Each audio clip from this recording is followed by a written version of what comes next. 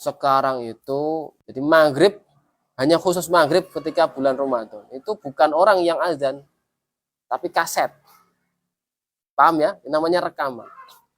Jadi ketika tet langsung dihidupkan. Orangnya makan, tapi setelah makan dia adzan. Adzan lagi. Tidak boleh berpedoman pada azan atau tukang azan.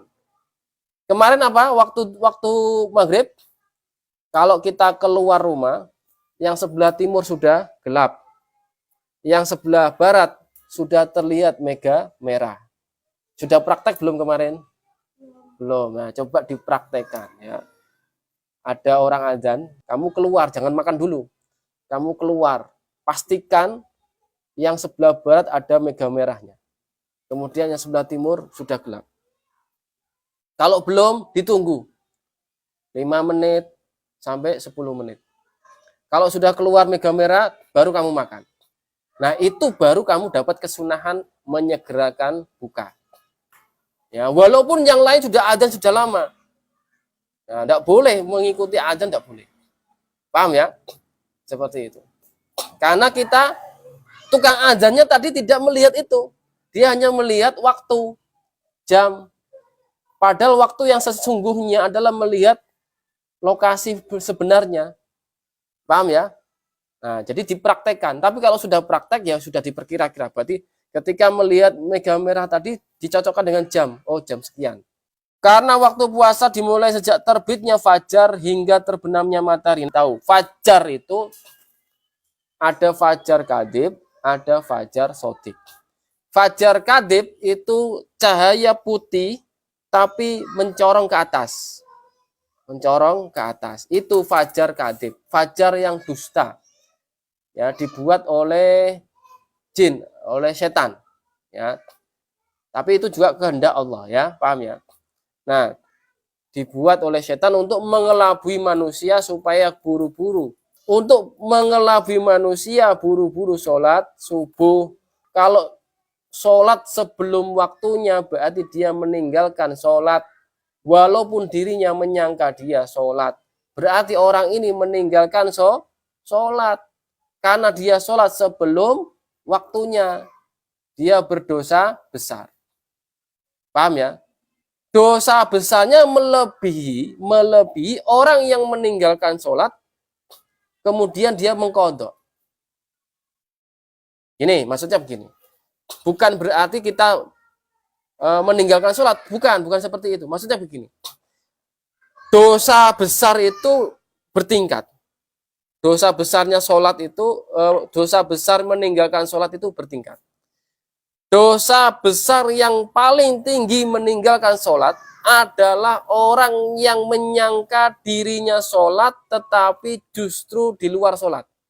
Yaitu sebelum waktunya. Paham maksudnya? Contoh belum duhur tadi. Misalnya tadi kan sholat duhur. Kok ternyata tepat di atas langit atau belum ada bayangan tadi yang 2 jalur atau masih ada bayangan istiwa. Kok dia sudah sholat duhur, maka tidak sah sholatnya, dan dia kemudian kok dia kan menyangka kalau dirinya sudah sholat. Sampai selesai waktu duhur kok dia nggak mengulangi itu, maka berarti apa? Dia meninggalkan sholat. Sholat yang tadi dia lakukan itu tidak sah. Maka dosanya ini jauh lebih besar daripada orang yang meninggalkan sholat, kemudian mengkodok di waktu asar misalnya. Paham maksudnya? Walaupun ini sama-sama dosa, tapi dosanya lebih besar dosa yang sholat tadi di awal sebelum waktunya. Walaupun seperti ini, saya menerangkan seperti ini, tidak boleh meninggalkan sholat. Harus sholat di dalam waktu. Makanya harus mengetahui waktu sholat. Mulai kapan sampai selesai kapan. Waktu puasa itu terbitnya fajar. Fajar yang benar. Yaitu cahaya putih ke samping, ke kanan, ke kiri.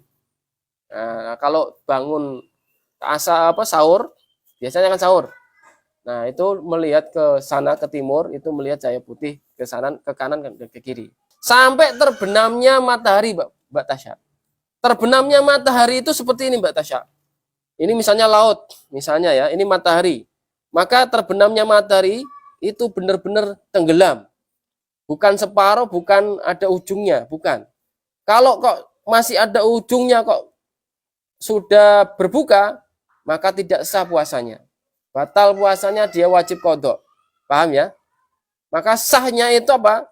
Benar-benar tenggelam. Benar-benar tenggelam, tidak kelihatan, tidak semuanya kelihatannya, bulatan penuh sudah hilang. Paham ya? Nah, begitu. Itu waktu puasa. Makanya gini, di Indonesia itu para ulama kita dahulu sudah menentukan waktu namanya waktu berhenti makan sahur. Disebut waktu imsak. Disebut waktu imsak. Jadi itu sekitar jam 10 menit sebelum terbitnya fajar. Sebenarnya masih boleh makan sebenarnya, karena belum terbit fajar. Tetapi ulama kita itu menyayangi kita supaya tidak terjadi sewaktu-waktu fajar sudah terbit. Kalau fajar terbit itu masih makan, maka batal puasanya, tidak jadi puasa. Dia puasa tidak sah namanya. Dan dia wajib mengqadha. Makanya kalau ada waktu imsak misalnya sudah berhenti. Itu dalam rangka apa? Supaya aman. Ya, aman. Nah, kemudian kita siap-siap sikat gigi dan lain sebagainya. Habis itu berniat. Jangan lupa niat juga, waktu niat di malam hari. Nah, seperti itu.